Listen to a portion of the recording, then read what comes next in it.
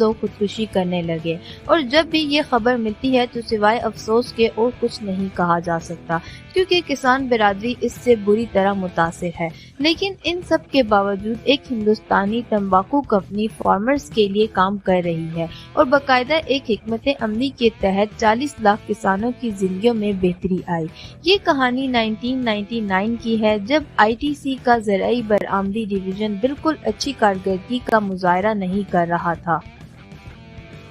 اس دوران سویا بین ایک بنیادی برآمد تھی، اور 1999 میں 4 ملین ٹن سویا بین کی یا 80% پیدا شدہ سویا بین ہندوستان کی پیداواری دیہی علاقے مدھیہ پردیش سے آتی تھی۔ اس پیداوار کا 80% کھانے میں تبدیل کیا گیا، جو پولٹری اور مویشیوں کے چارے میں استعمال ہوتا، اور آخرکار آئی ٹی سی نے سویا دودھ دوسرے ممالک جیسے چین، پاکستان، بنگلہ دیش اور یہاں تک کہ متحدہ عرب امارات کو بھی برآمد کرنا شروع کر دیا، اور بقیہ 20% خود تیل بنانے کے لیے استعمال کیا گیا۔ لہٰذا سویا بین کی صنعت کو مجموعی طور پر مفید اور منفرد سمجھا گیا۔ تو مثالی طور پر ہندوستانی کسانوں کو ان کی فصلوں کی پیداوار تیزی سے کرنی تھی،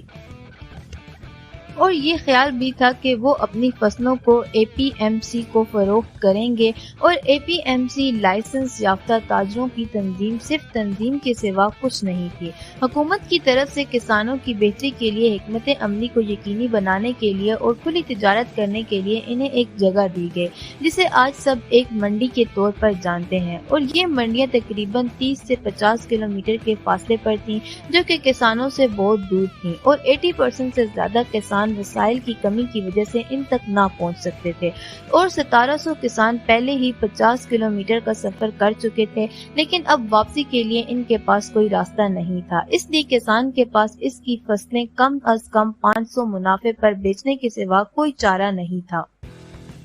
ان تمام صورتحال کو مد نظر رکھتے ہوئے اور کسانوں کے تمام مسائل کو، جن میں ان کا دور دراز علاقوں میں سفر کرنا اور فصلوں کی پیداوار میں کمی اور ان کے متعلق وسائل کی کمی اور علم نہ ہونے کی وجہ سے وہ لوگ پیداوار میں کمی کی وجہ سے اپنے منافع میں کمی کے باوجود بیچنے پر مجبور تھے، تو ایک ایسی ویب سائٹ بنائی گئی جو ان تمام مسائل کو مد نظر رکھتے ہوئے ایک ویب سائٹ soyachopper.com کے نام سے بنائی گئی، جس میں کسانوں کی ضروری معلومات، جس میں ان کا ڈیٹا، موسم کی رپورٹس، معلوماتی ٹیبز وغیرہ شامل تھے۔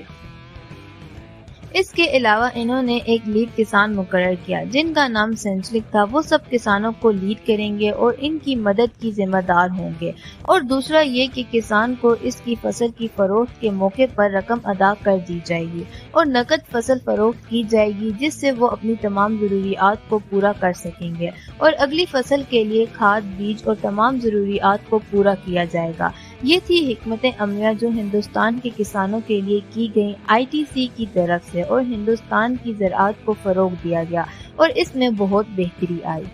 آج کے لیے میری طرف سے اتنا ہی۔ اگر آپ کو یہ ویڈیو پسند آئی ہے تو ہمارے چینل کو سبسکرائب کریں۔ ملتے ہیں اگلی ویڈیو میں، تب تک کے لیے اپنا خیال رکھیں۔ خدا حافظ۔